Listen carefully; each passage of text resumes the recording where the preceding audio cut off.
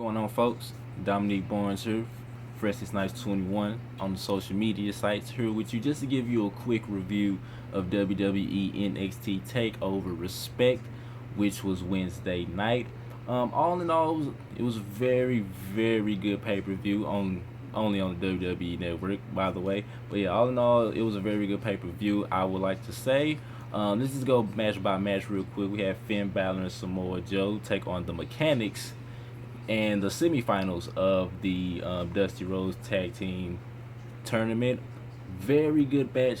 I was very surprised at how even this match was with the Mechanics. Samoa Joe and Finn Balor didn't really just, run over them as a lot of people may have thought. I did like the way the Mechanics was working the leg of Finn Balor, caused some extra drama to it and targeted. But Samoa Joe and Finn Balor got the win with a muscle buster and double foot stomp combination to end that match. So all in all, really, really good match, I would like to say. Up next, we had Corbin and Rhino take on Sean Jordan and Chad Gable, I believe. Gable and Jordan, they kind of remind me of the world's greatest tag team, which was Charlie Haas and Shelton Benjamin, for a lot of people who maybe don't remember that. They're very athletic, very nice, good amateur technical wrestlers. Corbin and Rhino, they're pretty much the muscle. This was good action as well. And I do want to say that rolling, bridging German suplex by Gable on Corbin was phenomenal.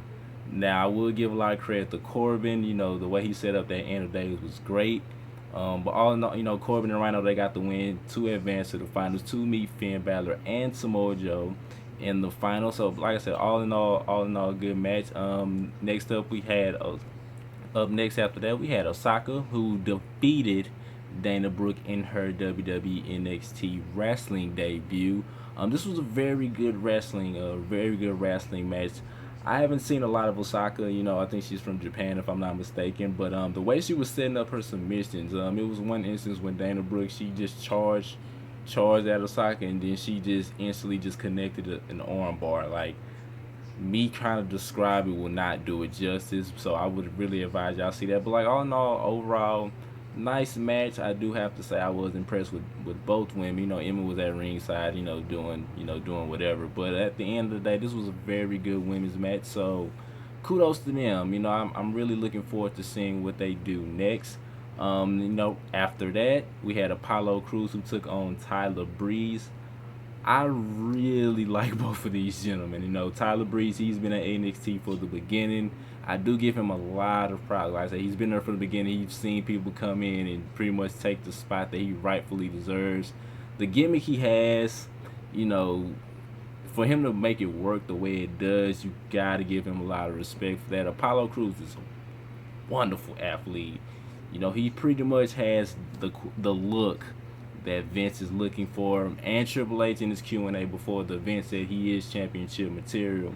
Now, the thing with Apollo, though, they need to figure out what they want his finisher to be.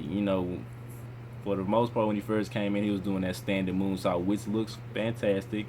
At Respect, the Takeover, he did kind of like a spinning spin out powerbomb, a standing spinning powerbomb, which looked fantastic, by the way. But yeah, like I said, this was a good match. I did like when Tyler Breeze jumped off the top rope and Apollo caught him in midair and power slammed. That was great.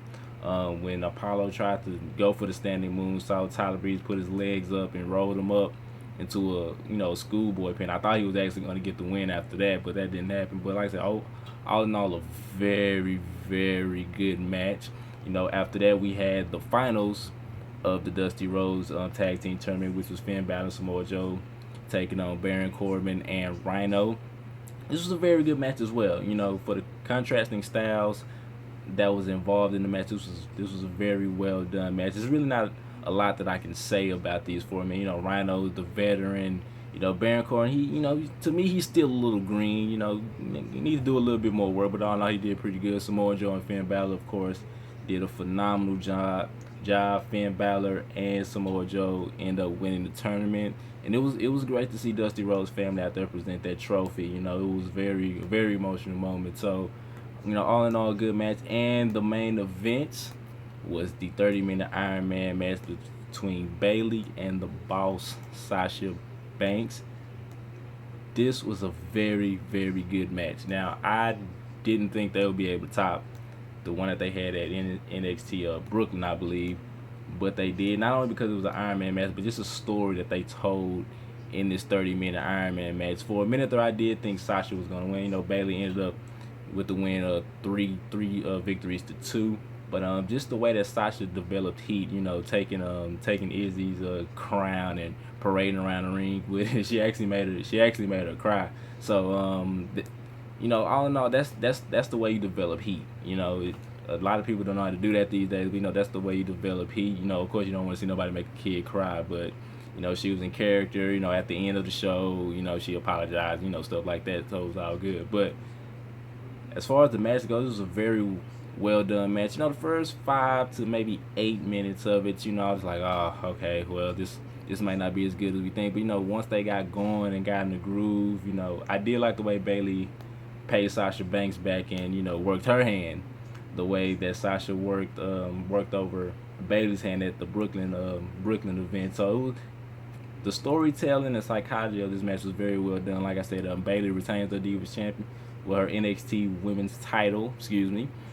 And yeah, it'll be interesting to see where they go from here. I'm pretty sure most likely Sasha Banks is going to just stay on the main roster with the other members of the 4 Horsewomen, and Bayley's going to continue to hold it down on NXT. But all in all, I'll give this event 4 out of 5. It was very well done. Like I said, I'm Dominic Barnes. You can catch me on Twitter at FreshlySnipe21. Subscribe to the YouTube channel. Subscribe to Mo'Sportstalk YouTube channel. We got videos on there too as well. And like I said, I'll see y'all next time. Peace.